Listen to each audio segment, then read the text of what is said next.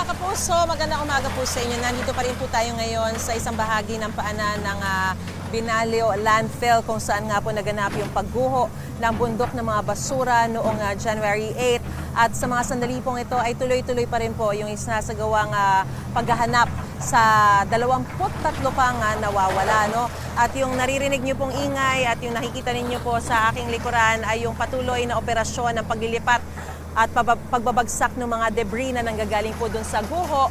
At ito po ay nagko-concentrate sa ngayon yung mga rescuers na linisin yung mga debris para mas madali po yung paghalukay doon sa lugar at mahanap yung mga nawawala pa. Sa punto pong ito ay makakausap po natin ang isa sa mga rescuer na si Senior Fire Officer 1 Fulbert Navarro ng BFP Special Rescue Force. Magandang umaga po sa inyo. Magandang umaga po sa iyo, ma'am. Una po sa lahat, makikibalita po kami. Meron na po bang nadagdag doon sa mga na-recover? Doon sa bilang po na 13 na na-recover na mga nasawi? As of 6 a.m., ma'am, yung report na nakuha natin, we have 13 na cadavers currently recovered from the site. So, wala pang naidagdag as of now sa ngayon. Meron po kasi nasasabi sa amin ng mga taga rito na involved din po sa paghahanap na meron pong mga nakita na mga bangkay pero hindi ma-extract. Meron po bang ganitong positive identification? Currently, ma'am, may mga teams tayo na nag-conduct ng search doon sa area.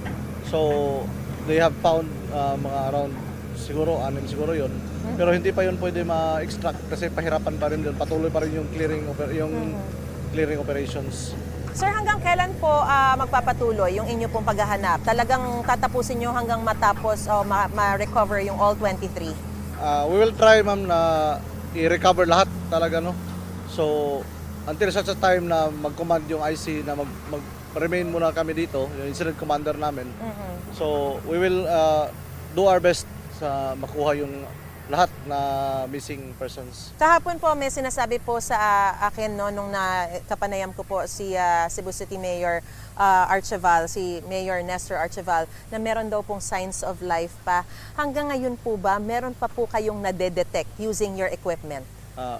The team, ma'am, na in charge nun sa pag-detect ng signs of life is separate sa amin. We have specialists, we tap to several mining firms para mag-conduct ng testing using their equipment. So, probably, ma'am, may nade-detect pa rin sila. But we can't really tell if it's human or baka mga daga lang yung sa ilalim. Posible kasi may daga Sensitive sa ilalim. kasi yung mga equipment nila. Pero syempre hindi pa rin kayo nawawala ng pag-asa? Siyempre, umaasa pa rin tayo na may makuha tayo doon sa loob. Kasi based on our experience na kahit na ilang araw na yung operation, may nakukuha pa rin. So, Nabuhay? Yes. So, most probably, baka lang may sign of miracle na makakuha pa rin tayo doon ng buhay mula sa loob ng Sir, scene. ano po yung ginagawa po ninyong pag-iingat para masigurong hindi rin po malalagay sa peligro yung mga rescuers? Nasa around 500 daw po, sabi ni Mayor, yung mga talagang tumutulong doon. Dahil syempre, meron pa rin pong ulat ng mga paggalaw, pagguho, tapos umuulan din po, di ba? Yes. Unang sa lahat, yung health ng mga rescuers natin, lahat ng mga responders na nandito ay pinagbigyan ng pansin ng ating gobyerno.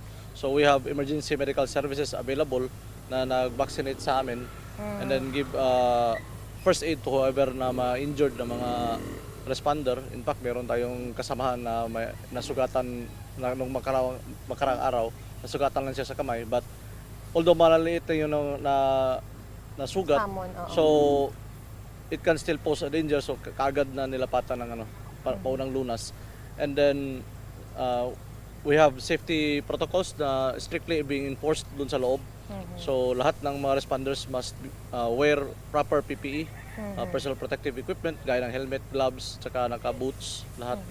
Walang naka-shorts, walang naka-chinelas. So strictly enforced yun to prevent further injuries, to protect us. At saka mayroon tayong mga spotter team na constantly monitoring the landfill. Kasi sa likod nun, kung saan nagkaroon ng pagguho, mataas pa rin yung basura doon sa loob.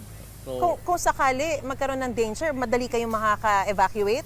Hindi kayo may madadagdag dun sa posibleng mabiktima? Sana hindi tayo umabot doon sa sa point na ganun. But there is still a danger na baka magkaganon, ma'am, kasi medyo unstable. Parang basura yun, hindi yun lupa eh.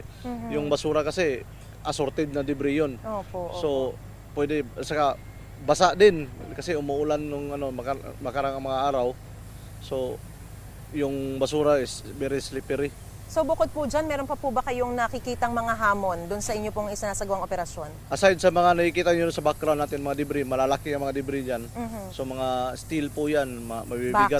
Bakal, oo. Saka may mga machines doon, mga makinarya na sa kanya sa landfill, sa material recovery facility, na mabibigat talaga. So we required cranes, we're using cranes from the AFP at saka mga private companies para ma-lift yun.